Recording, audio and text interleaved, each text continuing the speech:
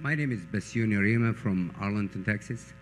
Mr. Buffett and Mr. Munger, what the possibility to use these two great minds for a long term in life by either taking apprenticeship in Berkshire or opening a school?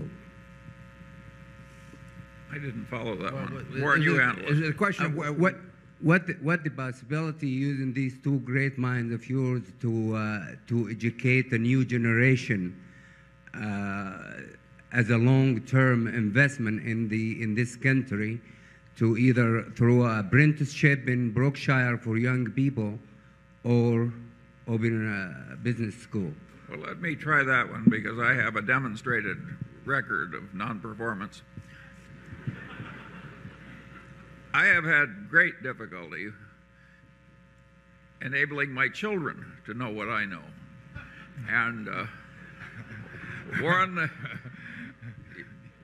maybe you have failed less. My children in many ways are a lot smarter than I am, so I have a different experience, Charlie. No, I think you can, I've mainly learned by reading myself, so I don't think I have any original ideas that I've certainly got a lot. I mean, I've talked about reading Graham. I read Phil Fisher, and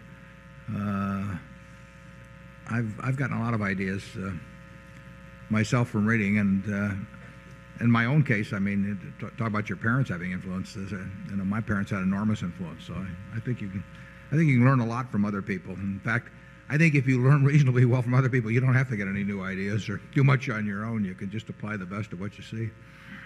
Generally speaking, I think we always get a group of wise people after sifting millions. But I don't think anybody's invented a way to teach so that everybody is wise. It's extraordinary how resistant some people are to learning anything.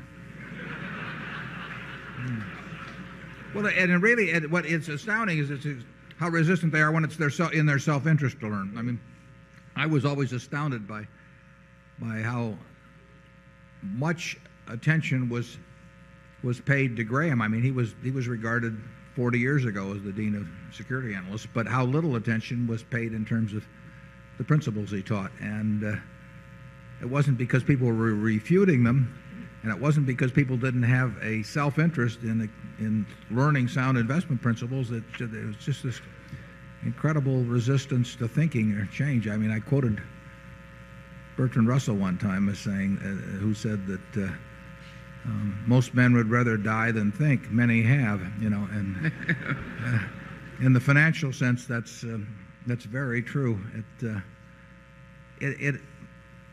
It's not complicated. I mean, human relations, usually aren't that complicated, and certainly it's in people's self-interest to develop habits that work well in human relations, but an amazing number of people seem to mess it up one way or another. How much has Berkshire Hathaway been copied either in investing America or corporate America? I'm not saying we deserve to be necessarily, but people don't want to do it differently than they're presently doing it.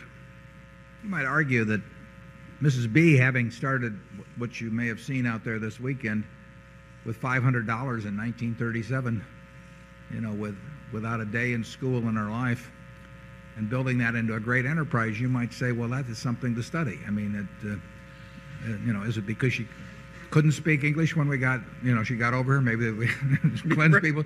I mean, what is there to learn from seeing somebody create an incredible success like that in a competitive business? She didn't invent something that the world had never seen before. She didn't have a lock on some piece of real estate that protected her from competition. All of these, and yet she accomplished something that virtually no one has accomplished. Now, why aren't business schools studying her? Why are they talking about EVA, economic value added, as we talked about earlier? Any of the, I mean, here is a success. Something has made her a success. Is it something, is it a 220, she's very smart, but is it a 220 IQ?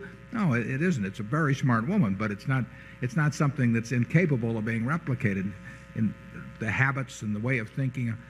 But who is studying her? I mean, they present her as a curiosity, but if you go to any of the top 20 business schools, there's not one page that's being given to anybody to study what is an incredible success. And I find that very interesting that,